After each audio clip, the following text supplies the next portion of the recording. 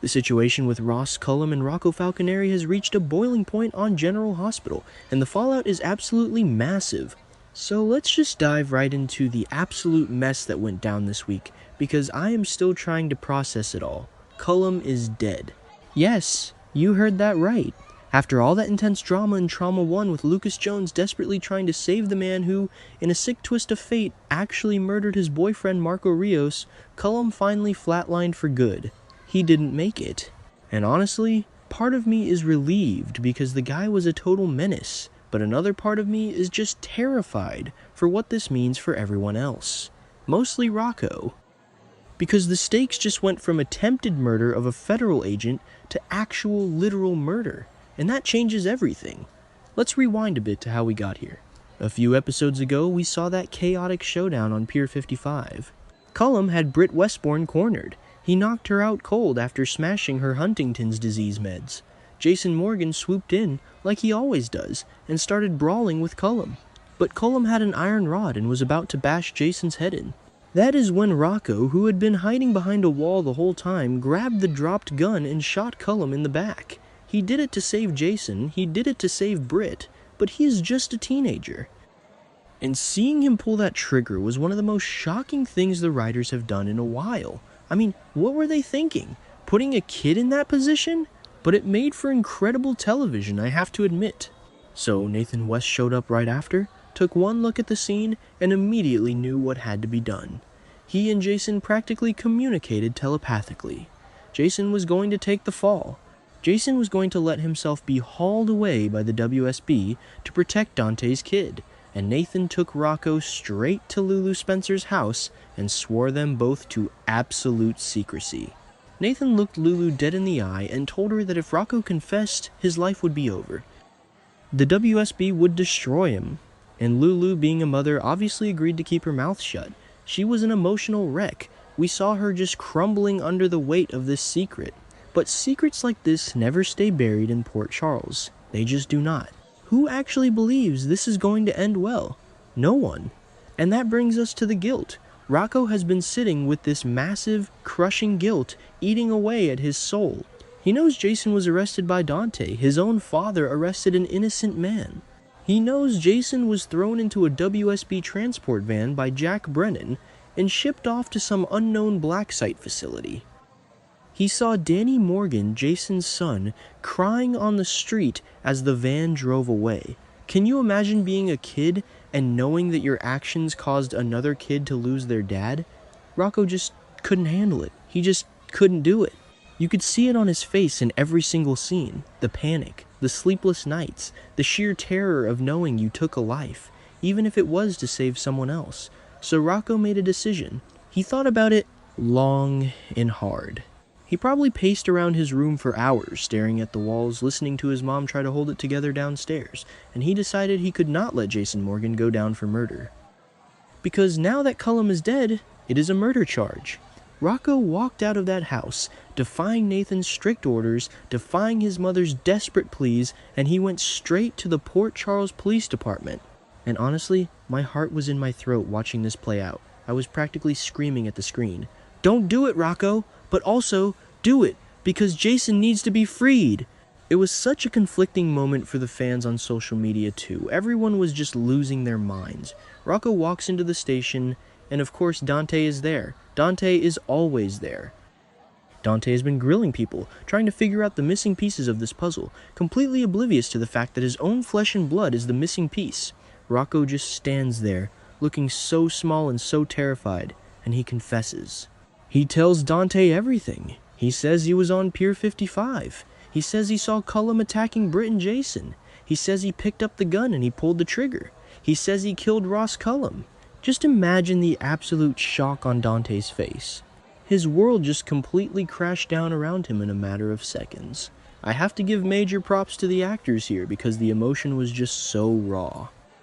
Dante went from being this hard-nosed cop to a devastated father in the blink of an eye. You could see the denial first. He probably thought Rocco was making it up to protect Jason, because Rocco looks up to Jason. But Rocco had details.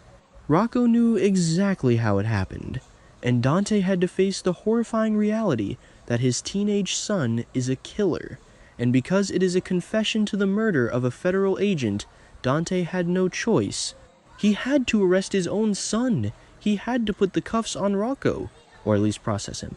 It was gut-wrenching, truly, genuinely gut-wrenching. And what does this mean for Jason? Well, the confession changes everything for him. The WSB had him dead to rights, or so they thought.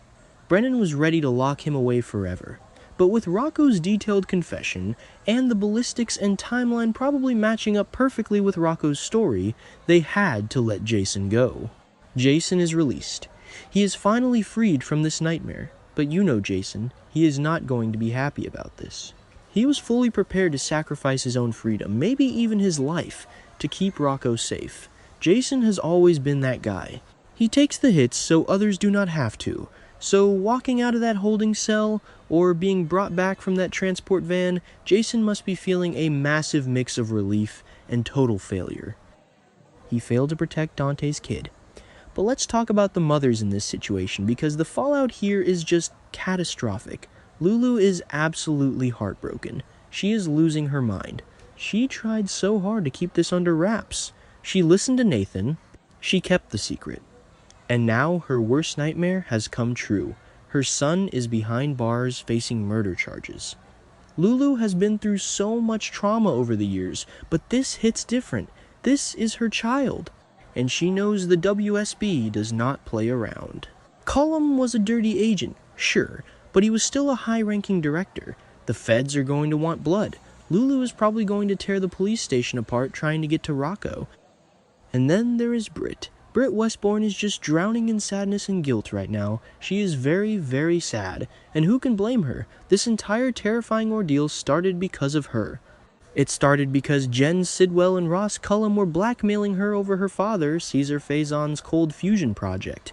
It started because she needed her Huntington's disease medication. Marco Rios died trying to get those meds for her. And now Rocco Falconeri has ruined his entire life trying to save her on that pier. Britt has to be looking in the mirror and wondering if her life is really worth all this collateral damage. Maybe I am being too harsh on her, because it is not her fault she got sick and got blackmailed. Okay, that sounded dramatic, but you get what I mean. She is carrying the weight of the world right now. So where do they go from here? Because Rocco is in deep, deep trouble. He is a minor, yes, but he shot a man in the back, a federal agent. Even if Cullum was about to hit Jason with an iron rod, the prosecution is going to argue that Cullum was disarmed of his gun and Rocco shot him from behind. It is a legal nightmare. But thank God for Sonny Corinthos. Sonny might be dealing with his own massive problems right now. What with Sidwell blaming him for Marco's death and vowing revenge, but Sonny is not going to abandon Dante's kid. Sonny loves Dante. Sonny cares about Rocco. So Sonny is stepping up in a huge way. Sonny immediately hires Diane Miller. He brings in his absolute best lawyer to defend Rocco. Diane is a powerhouse. We all know Diane can work miracles in a courtroom. She's gotten Sonny out of more impossible situations than I can even count. But defending a teenager against the WSB and the federal government, that is a whole new level of challenge, even for Diane. She's going to have to prove that Cullum was a clear and present danger to Jason's life, and that Rocco acted purely in defense of others. Which is the truth, but the truth is always so messy in Port Charles. Diane is going to have to dig into Cullum's dirty past. She's going to have to work with Valentine, Cassadine, and Carly, who are already trying to prove Cullum was a double agent. If they can expose Cullum as a rogue, murderous traitor who killed Marco Rios and was trying to kill Britt and Jason, then maybe, just maybe, they can convince a judge or a jury that Rocco is a hero, not a murderer. But it is going to be an uphill battle. The prosecutors are going to paint Rocco as a reckless kid who inserted himself into a dangerous situation and used lethal force unnecessarily. And what about Nathan? Nathan orchestrated this whole cover-up. He told Lulu to lie. He told Rocco to lie. Is Nathan going to face charges for obstruction of justice? Dante has to be furious with Nathan right now. Nathan is supposed to be a cop, supposed to be Dante's friend, and he hid the fact that Rocco was the shooter. The betrayal Dante must be feeling towards Nathan is probably off the charts. The dynamic between Dante, Lulu, and Nathan is going to be so fractured after this. I do not see how they easily repair that trust. Honestly, I am just exhausted watching all of this. It is so heavy, but it is also really compelling soap opera storytelling. The writers have really painted themselves into a corner here, and I am fascinated to see how they write their way out of it. Will Rocco actually go to a juvenile detention center? Will Diane get the charges dropped before it even goes to trial?